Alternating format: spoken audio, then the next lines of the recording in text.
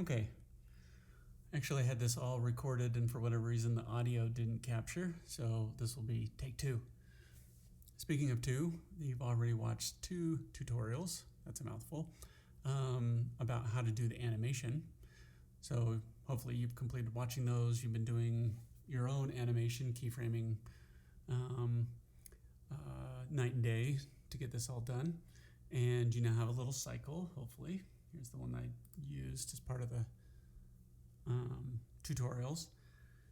This is nice, right? But how about how do I finish this off? How do I light and render this thing so I can turn it in for the assignment and also just so it looks great for my portfolio, right? Okay, so this is a question of lighting and rendering. There are lots of different ways you could approach this. So you certainly could just create a physical sun and sky. I don't have any lights in the scene right now. Let's make sure we're on Arnold. So I could create a physical sun and sky like we've used before, say for the Boxy project. Or you could just use some area lights. A little example that I worked up regarding the ball bounce up assignment. I'm going to do something kind of in between, slightly different approach. So if I were to render this right now, it would just be black. I actually would like some illumination coming in from the outside environment, right? I don't want it to just be black. So instead of using a physical sky, I'm going to use just a sky dome light. And the sky dome is just a big giant dome that's a color, and we can put an image on it if we want to, but I'm just going to use it for its color. Oops. There we go. All right, you can see it got added to the scene right here. And if I do a little quick render, you can see I certainly have plenty of light, right? It's blinding. And that's fine.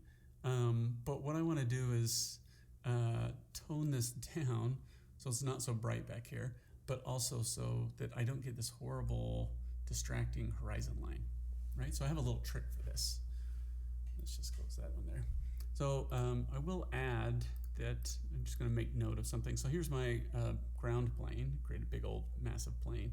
And if I go to its material attributes, I created a Lambert for it, and the diffuse is set at 0.5. In fact, I'm just going to make it 0.4 just to make my point.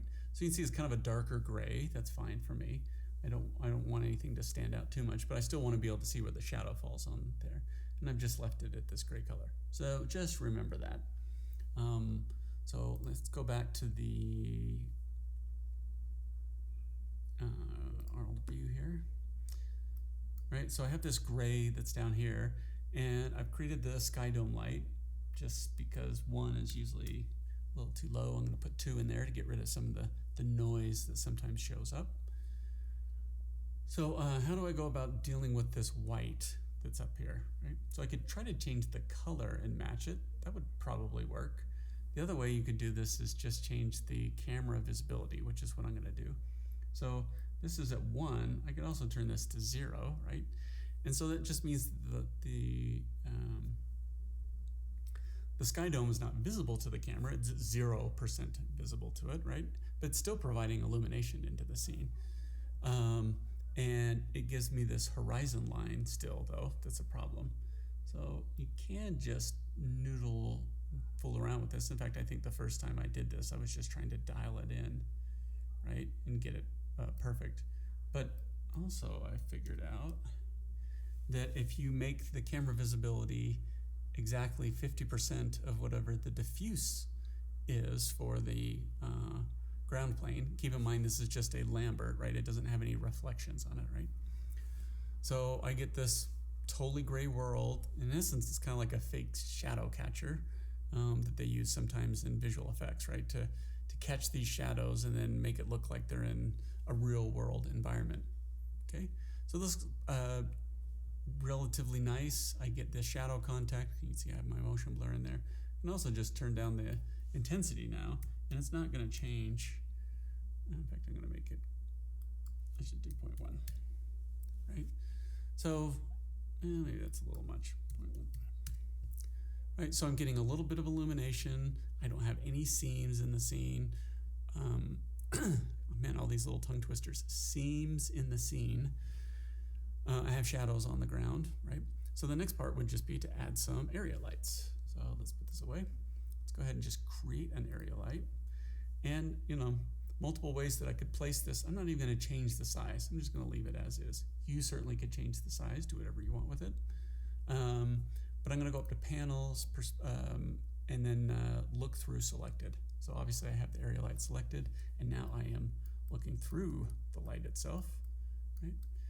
And I can place this in a lot of areas. I'm using kind of a default 3 or 2 point light setup. This is going to be my key light, right? Kind of. And I'll jump back out to perspective. Here's my scene, right? You can see it a little bit. Let's just go ahead and turn my exposure. I always do like a big number first, right? So I think we can all agree that 10 is probably too much. And so let's tone that down. 5, 7, 6. And it's a pretty good sized light. So I'm getting a pretty soft shadow, which is what I want here. I don't want the shadows to be overly distracting on the ground. I just want to see, obviously, that the foot is in contact and that stuff. All right, let's close that out. Let's create another light. And I'll do the same trick. Let's look through selected. And maybe I'll put this one over here to kind of balance this out. And we'll go back to this perspective camera. Let's turn this one up to like 8. I'm going to turn on the color temperature actually for this. I like to use the temperature stuff. There we go. A little bit of blue. That's kind of hot. Let's turn that down to 6.5. That's nice. And if I want to, maybe I'll go back to the first light and let's use color temp, because I'm all about the warm and the cool, right? It's the way I roll. And as I look at that light,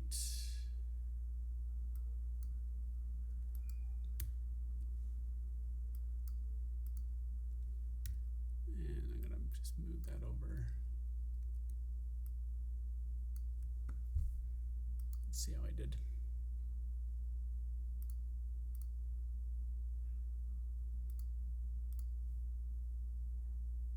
Yeah, still a little hot. In fact, what I might do, let's go back and look through that selected again.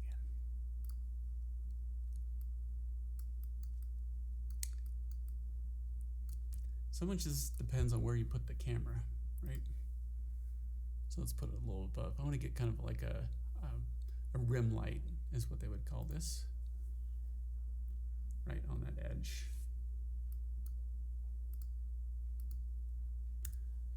I could scale that down. Ooh, maybe a bigger broad light. That works nice. All right, so obviously you can do all kinds of stuff. We could add a third light, a fourth light, a fifth light. This is pretty good. Got a little bit of light in the scene, a little bit of drama, some nice shadows. It looks like it exists in this world, kind of a foggy world, maybe off in the distance, but I don't have any distracting background. So I'm feeling pretty good about this. Right. So if you want to, at this point, I would just say, let it rip. Just go ahead and render these 24 frames from 0 to 23. And once you have that little sequence, you can take it into After Effects and duplicate it a couple times, so that you don't have to just put it on infinite loop when someone plays the QuickTime movie. I would appreciate that. So they can just see that. If you want to get a little fancier, what we'd want to do is just extend the animation so that we can add a camera animation, right? So right now I have my perspective camera. It would be nice to see what the WalkCycle looks like over here and maybe over here, I don't know, right? So I'll just leave that there. Let's just go up and create a camera. And I'm gonna go right back to looking through that camera, which is camera 1. And let's turn on our resolution gate so I can see it. And I could choose anywhere to start, I guess, but let's just do frame. The one thing I would say is whether you use just a non-animated camera or whatever, make sure that you pose or compose the scene so that the walker fills most of the space. You just did this nice little animation. Probably don't want to look at it from a distance, right? So move it up here. Give it a little room to breathe, but that looks fine to me. And I'm going to go up and create a locator. And I'm going to take the camera and parent it to the locator. The locator is just right there at the center of the world, right? And I'll just dial this in numerically. So let's do in the Y, how about minus 45 or minus 90? That's pretty good. And I'm going to go to frames 0 for this. And I'll put a keyframe there. And I'm going to make my animation actually 180 frames. And so let's make this, I don't know, 35. Right? So all I'm doing is animating that locator spinning my camera. It kind of helped that I placed my camera first. Makes it a little bit easier. Sometimes if you start moving the camera around afterwards, you can get some weird translation stuff. Of course, that's not the biggest problem I have right now. It's that the animation is frozen. It's almost like a little bullet time, right? You could do a cool bullet time WalkCycle animation if you want. So the issue here is that we animated, we can see the keyframes, right? From 0 to 24, actually. So let's go to the graph editor.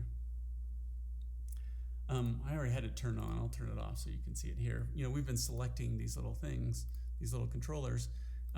We could go ahead and select each one of them individually, but we already created a walker character, right? And I could change the character set down here to make it active. I just clicked on it up here, and it loads all the keyframes for that collection of controllers, right? I put those all in there as part of the rig. And what we need to do is to tell the animation, oops, my poor little mouse, it's freaking out. There we go. Okay, so what we need to do is to tell it to continue to cycle this on and on and on and on into infinity. How would we do that? I'm just going to select the keyframes, right? And I just did that by just dragging a little marquee through all of them, right? So I could draw a big box around it, whatever.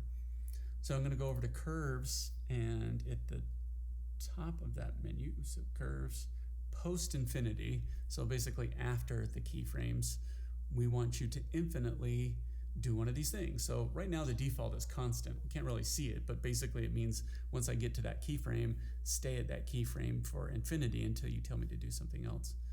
Linear would be a constant rate. Cycle would be repeating the same thing but increasing, not going back to the very beginning. Cycle, though, is it's at the top. It's the most common. It just means continue to do that thing.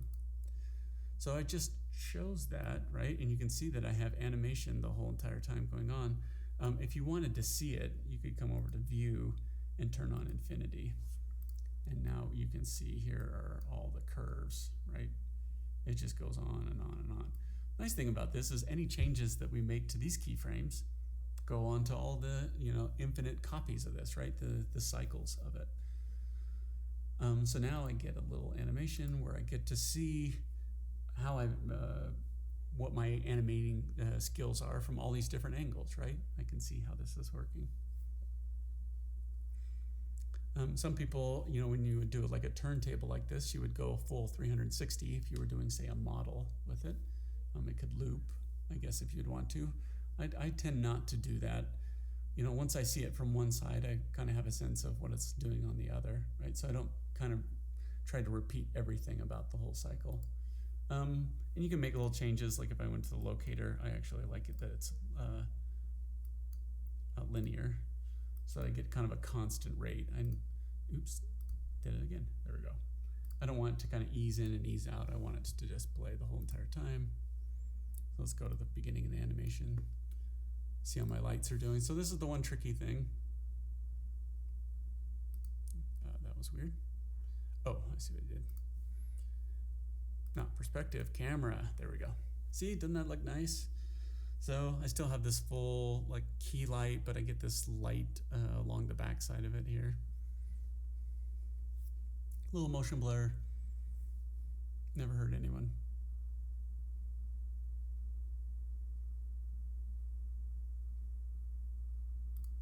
All right. Look at that, 15 minutes, just barely over. So let's recap. WalkCycle, lots of different ways to light and render this. It could be the short version where you just render out the 24 frames or whatever it is and duplicate those in After Effects. That would mean that your camera is going to be fixed from just one point, but that's okay if you want to do it that way. But if you want to animate your camera and see the WalkCycle from multiple angles, multiple viewpoints, you need to cycle the animation. So I selected all the keyframes and told it to underneath curves, cycle post infinity, post of where I put the last keyframe. And then we animated a little camera, a little turntable camera, right? So actually the camera's not doing anything. It's just kind of along for the ride. And there are many different ways that we could approach that. These are all just, simple little tricks, and they just add a little bit to the presentation of your work. All right, I hope that helps.